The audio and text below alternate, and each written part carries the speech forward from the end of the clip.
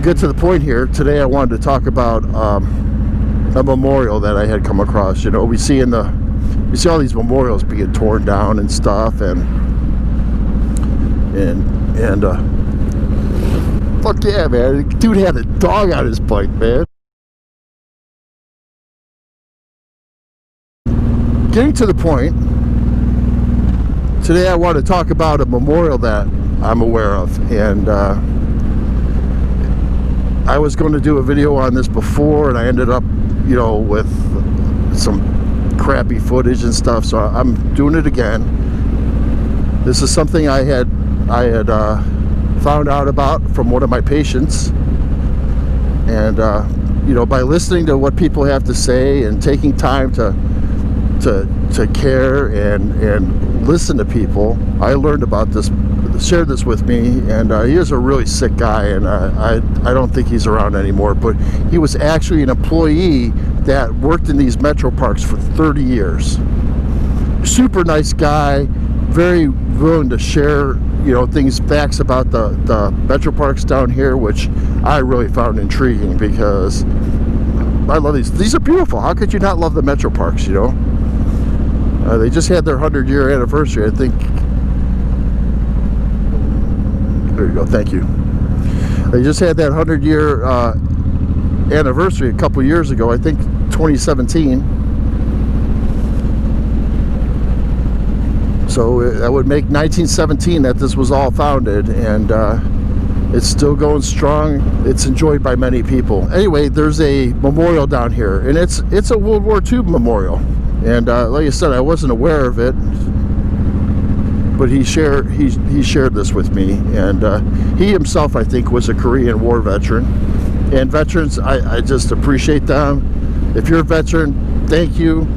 I appreciate you, and will always respect you. You know, it doesn't matter, wartime veteran, military veteran, does not matter. You know, you're at that point. At any given time, something can happen, and you may be called to action. And if you're in that position in the military, you know, you're courageous just for being there, and I appreciate you. This memorial is actually about a dog. It's not even about like a man soldier, but there's a man soldier associated with it. His name was Bill Wynn.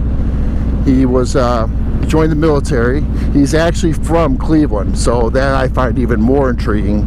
But there are a number of these memorials around the country. So you know, Dogs of War.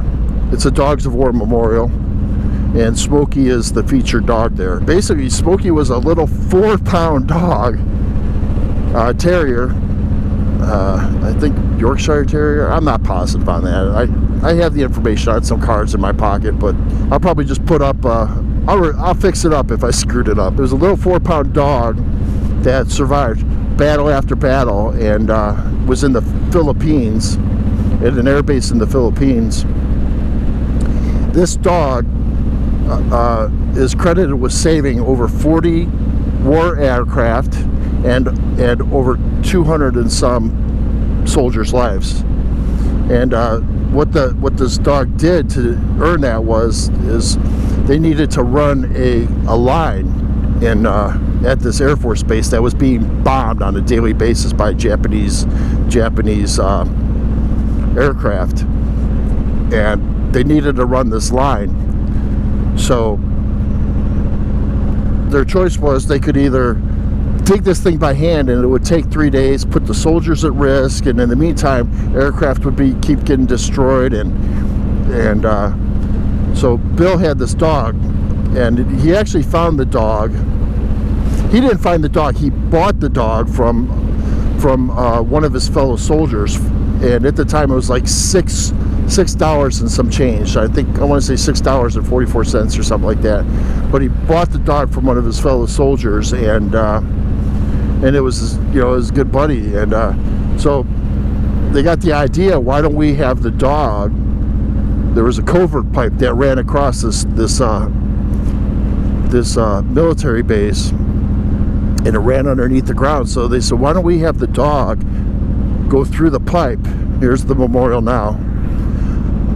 And like I said, if you watch my other video, you'll probably recognize this. This is where I helped the guy out on his Harley. He was a super nice guy, by the way, and Moto Madness featured that video, and I appreciate them for that as well. Like I said, it's a Dogs of War memorial, and this is Smoky was his name. He was a Yorkie Doodle. He was a Yorkshire Terrier. So the name of the memorial is Smoky, Yorkie Doodle Dandy, and Dogs of All Wars Memorial.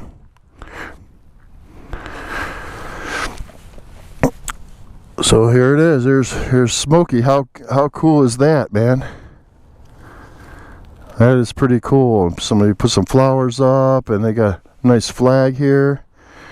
And you see how little that dog is, man.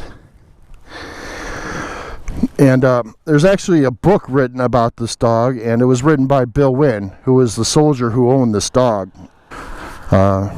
Let's goes over. Dogs have been an important part of the U.S. military efforts since World War I, serving as scouts, sentries, and trackers, along with providing immeasurable companionship. And that's where this dog is credited with. This dog is credited with being the first documented therapy dog ever, which is pretty cool. You know, my sister in Virginia, she has a therapy dog, and it's, I don't know what kind of dog it is, but it's a little shit, man. But it's the cutest thing ever. Its name is Harley, and the dog provides again an immeasurable amount of companionship to her, and I'm grateful that she has that dog. But it goes over a bunch of them. There was Nemo, who was a Vietnam sentry dog, who charged the enemy after being struck in the head by a bullet in order to allow his wounded handler to seek cover. And the dog lost vision in one eye, returned to perimeter duty before being the first dog officially retired from active services. So he survived that. Picture of his eyes out. Reminds me of Carl from The Walking Dead, you know, after he had his eye out. That's funny. But that's immeasurable. Smoky, a 4-pound Yorkshire Terrier, it became the official war dog of World War II after transporting communication cable through an airstrip through a drain pipe. That's what I just talked about. This set safeguarded 40 planes and is considered one of the first therapy dogs on record, and spent her final years here in Cleveland, because Bill Wynn was from Cleveland. And basically how it came about, from what I understand, is Bill was in the hospital with the fever of the war, and all his fellow soldiers and friends brought Smoky to the hospital to see him, to cheer him up. So when Smoky was there, the nurses saw him and were like, "Whoa!" You know how the nurses can be, you know, this little cute dog like that. And so the nurses started taking this dog around to other patients, and Bill got to see how much it helped them and boosted their morale. So after the war, Bill had taught the dog some tricks and stuff like that, and started going around hospital to hospital, and Smoky became the first dog that visited hospitals to be a therapy dog. Now, I don't know if you know, I am a nurse and I work in a hospital, and we don't have it now because of COVID, but we had therapy dogs that actually came around and went room to room and cheered up the patients. We would ask the patient if they wanted to see a dog or whatever, but Bill saw how this really helped a lot of the soldiers, you know, so he kept doing it. And then a couple years before Smoky passed away, Bill retired him and let him spend a couple years, you know, living a dog's life, you know. People are looking at me like I'm crazy talking to myself. I love it. I'm going to trade my motorcycle jacket for a street jacket. I find this to be a very touching story, you know. I think it's really cool that such a little dog like this can have such a big impact. Funny thing is my girlfriend has this same dog, the same kind of dog, and she's adorable, you know. And I'm going to throw a picture of her and me up there. Believe it or not, we actually rescued her from the Cuyahoga County Animal Shelter. I cannot believe somebody would not want that dog, you know. She's so sweet and well behaved. She doesn't shit all over the house, you know. She's a good dog. I wanted to share this with you guys because I found this to be a touching story, and like I said, I appreciate war veterans.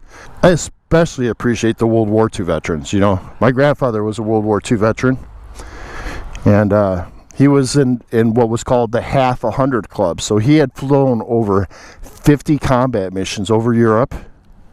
And he always carried around this piece of airplane flak too. He had this piece of airplane flak, anti-aircraft flak, and he always said it had his name on it. And I said, "What do you mean it had your name on it?" Well, here he was sighting down he was marking targets through his sight, and somebody called his name. And after they called his name, he lifted his head up to turn to see what they wanted, and a piece of aircraft flak just flew through the sight, bounced around in the plane, and he picked it up and put it in his pocket. My uncle still has that piece of anti-aircraft flak, and I'm sure he'll pass it on to one of his either my cousin Mark or my cousin Don, and hopefully they're both appreciative enough of it that they keep it around and tell the story. I actually got to take care of a World War II veteran just not too long ago, and he told me, he's like, yeah, it was towards the end of the war, and he didn't really get into action, but he rode around on the train, and the train had like 100 beds on it. I sat down and listened to him too, and let him talk about his experiences, and I always appreciate that, you know. I think the guys that were just such an upstanding generation. The World War II veterans represented just such an upstanding generation of people, you know. It was a time when people got married, stayed with their wife for 50 years, and raised their kids, and participated in their grandchildren's lives. And you know what, that family thread is slowly unraveling in our country, and it makes me sad. Yeah. Anyway, I wanted to share this memorial with you. It's something that I learned about, again, from a patient I had, and I really found it interesting, and I thought a lot of you would find it interesting too. I'm a dog lover, and if you're a dog lover, I'm sure you'll appreciate this just as much.